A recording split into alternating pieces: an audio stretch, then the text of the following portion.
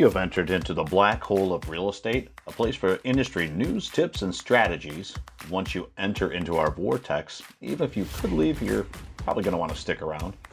I'm your host, Ron Weiss-Sikarski, and you are now entering the black hole of real estate. Well, I am excited to be back for another episode of Black Hole of Real Estate. And, I've got a few things to talk about that have got me a little bit fired up. The first thing that I'm going to talk to you about is the eviction bans. I'm going to mention what's going on with the iBuyers and why that's changing from what it was last year. And then, by the way, there's a couple things going on that are a little interesting in the Department of Justice National Association of Realtors agreement. It's not quite finalized yet, but I've got some updates on that too. And then maybe a personal moment at the end talking about buying properties for family members and what could happen with that. So, the first thing that really is kind of going on right now is this eviction ban. And now there's some realtor groups that are suing over unconstitutional eviction bans. And it's Alabama and Georgia realtors right now. This is going to play out in a weird way.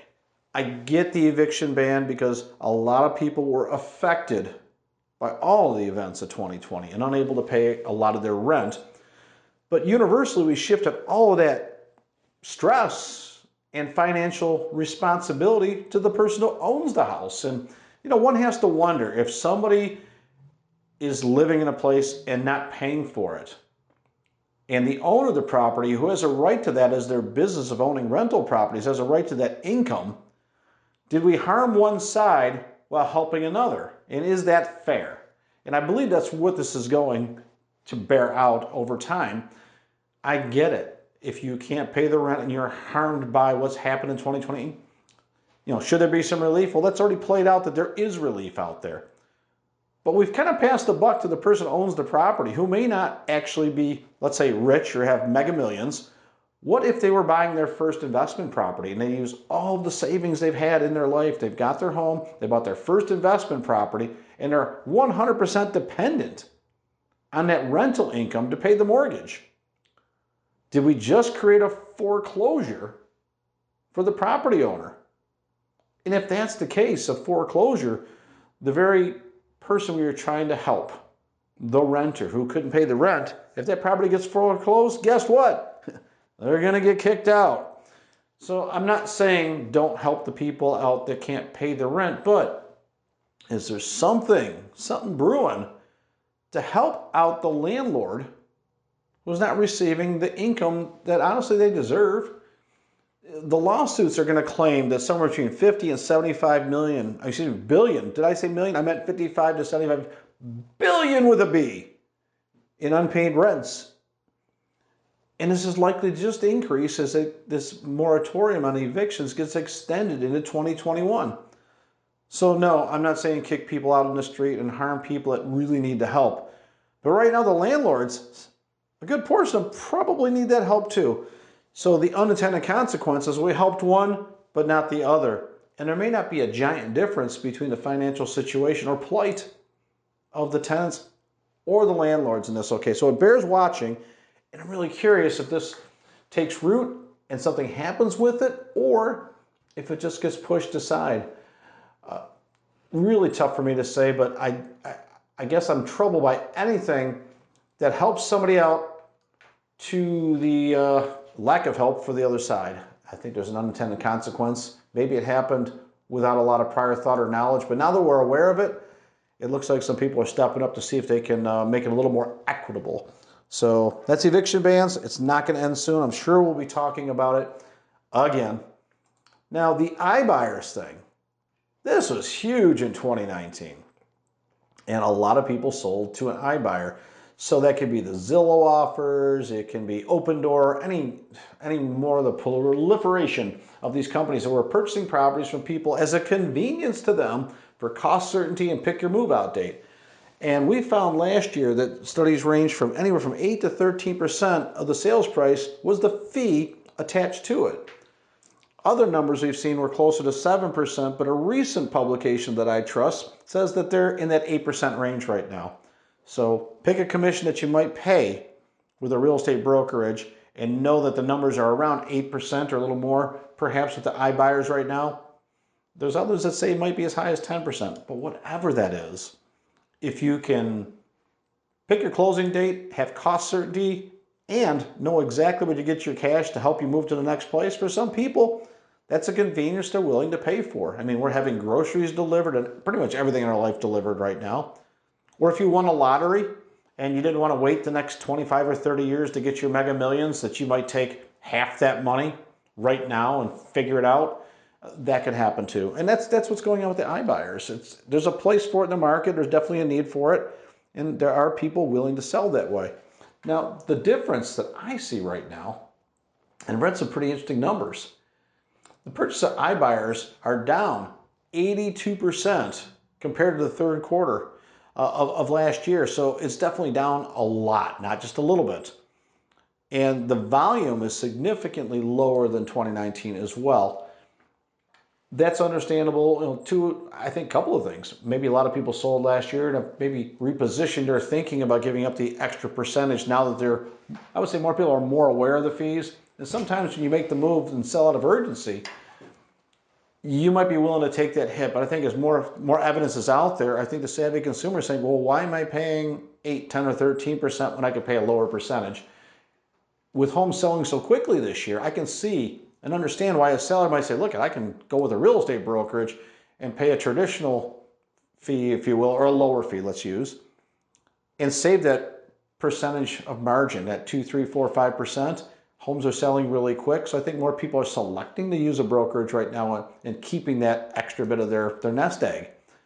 What's interesting is that iBuyers, been purchasing homes at about 95, 96% of the market value across the country. That was almost 99% last year. So not only are they the fees there and more than I'd say a traditional brokerage, but the actual purchasing that they're doing is several percentage points, almost 4% lower than last year.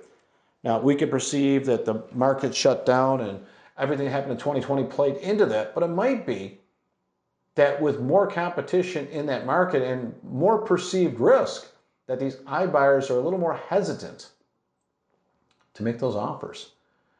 In the third quarter of this year, the offer acceptance was below 5%. They're saying 4.7 versus about 4.2 last year, the prior year. At least in the publication that I read, what it's telling me is 95% of the offers that are made by iBuyers are not accepted. The growing trend seems to be that they're offering less than they might have offered last year. And they're charging a little bit more. They're defining it as risk, but maybe they've satisfied their appetite. I think the biggest piece is that we are seeing things sell through traditional brokerages rather quickly this year for great prices. And now that buyers realize the fee is higher to go with an iBuyer for that certainty, they're willing to take, as a property seller, a little more risk to get the property on the market, to make that few percent extra. That we say few percent, but if you have a $300,000 home and it's a 4% difference, that's 12 grand. And I think a lot of sellers are realizing they might want to keep that 12 grand in their pocket. Is it that urgent to sell that quickly? It was bound to happen, and it is. Now we'll see how it plays out. iBuyers could make more aggressive offers, change their fees. There's competition everywhere. There is compression throughout the industry. This is a ever-evolving topic, and iBuyers, I don't think there's a reason for them to go away. I think they're a valuable piece of the market. But how it plays out is changing just a little bit. We'll see where that leads. There's this other piece about the National Association of Realtors and the Department of Justice, and they've been talking about MLS in the commission rules. And the big one that sticks out is that a commission, I think most people realize commission is paid by the seller, typically split or shared in some way, maybe 50-50, maybe some percentage, where the listing brokerage receives some of the commission and the buyer's brokerage receives some of the commission. And along the way, one of the watchdog groups had pointed out that apparently some agents are saying that if you work with them from the buyer side, a buyer brokerage, that the services are free. Well, in truth, I think the buyer realizes that part of the transaction is the commission, and there's a cost to everything. So the representation may not cost the buyer anything out of pocket in a traditional sense of writing a check. And therefore, maybe the feeling was, well, the services are free. Well, it's being paid for by the seller as part of the overall transaction. So the seller is receiving less money than the sales price after they pay their closing costs and their fees. So if you roll it all together, is the buyer contributing towards that? Well, the overall sales price, I think, determines what they're contributing, and then the money flows from there. In an age of where transparency is only increasing, I don't see a harm in it. And I think that most buyers have enough information already on the web to understand this process. It appears that they'll be posting more transparently to show that what the seller's agent will receive, the seller's brokerage, and the buyer's brokerage might receive, understanding that the buyer's agent doesn't necessarily receive all of that money because the brokerage receives some. What's interesting is there are situations where there's a commission that's not split evenly between the two brokerages. And one of the unintended realities is here, if a brokerage was keeping more of the commission than they're offering, and let's just pick a number, let's say there's $10,000 in commission, and the listing brokerage was keeping 7 and offering 3, and an expectation might be half and half, that's going to come out in the mix too. So in the age of transparency, hey, I'm all for it. There's really not a way to hide from it, because when you get to the closing table, you're going to see it. It's on every settlement statement. It says who gets what. You may, at least from the brokerage, you may not know what the agent receives from the brokerage. There's splits and fees and things involved. I'm not here to have that conversation, but at the end of the day, anybody who's ever been to a closing sees what they're making. So if the National Association of Realtors, the Department of Justice have come up with this, it's not to me, it's not something we're fighting over or even spending a lot of time on, but I do bring it up because it's apparently ruffled a few feathers out there. Just not mine. It's easy enough to find. It's not hard to research. The settlement statement spells it out, but if there's one more way they want to spell it out, hey, fine by me. Probably the last I'm going to mention on that, but hey, I'm bringing it up today, so I never have to bring it up again. So the last thing, if you are buying a property with a family member, for a family member, or maybe you're lucky enough that somebody's buying the property for you.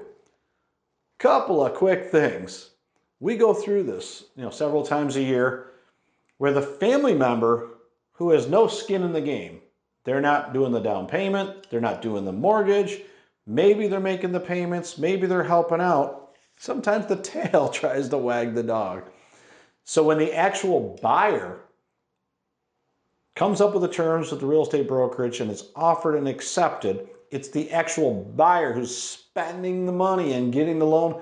They're the ones that have standing to make decisions within the transaction. And perhaps the lines get blurred a little bit, but let's just suppose that you're buying a home for one of your parents.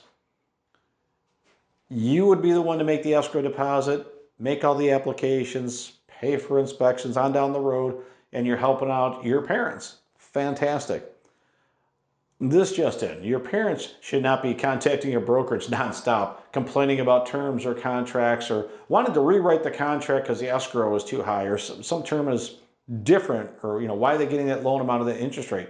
The fact is, they're not actually a party on the contract. They don't have standing for that. It's an uncomfortable situation, and I'll just spell it out for you. If you're the good guy, or the good girl, or the good person, or the good woman, and you're buying a property for somebody else, and the other party is receiving a lot of free benefit out of it, is driving everybody else in the transaction crazy, nitpicking over things, just know that it's going to show up someplace. Now, I bring it up because, yeah, it's kind of fresh in our minds. It's happening again.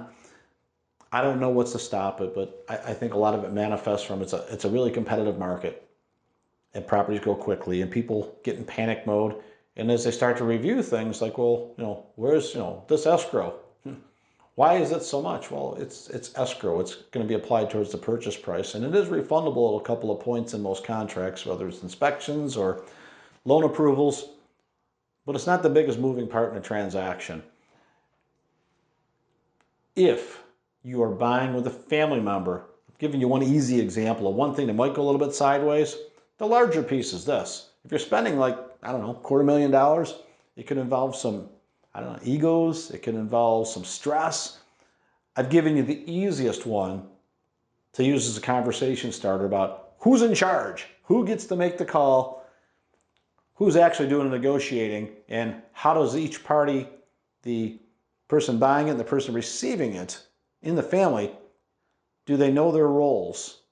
Sometimes it's undefined, and in order to have a successful transaction to get all the way to the end, sometimes the family needs to get together and have that conversation. So if your agent or your broker starts asking who's in charge here in the most gentle of ways, that's where it's coming from. The fact is the escrow is never the biggest obstacle. It's more about price, terms, inspections, repairs, those things. And if you don't have a unified front or perhaps an agreement among the buyer and the benefactor of that purchase, chances are it's going to be difficult to get that sale to the finish line. And at the end of the day, when property's so hard to get under contract and find the right one, we don't want to lose it over something that's preventable. So if you're in a situation, you're buying with a family member, give us a call, call your local broker, whoever that is, but seek out some advice of, what are the best practices of buying with a family member?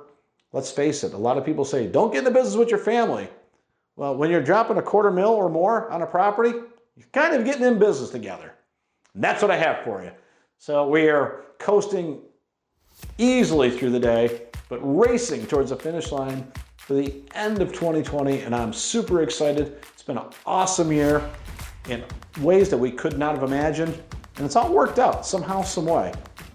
So I'm looking forward to catching up with you next week with another episode of the Black Hole of Real Estate. This is Ron Wojciechowski. Have an awesome week.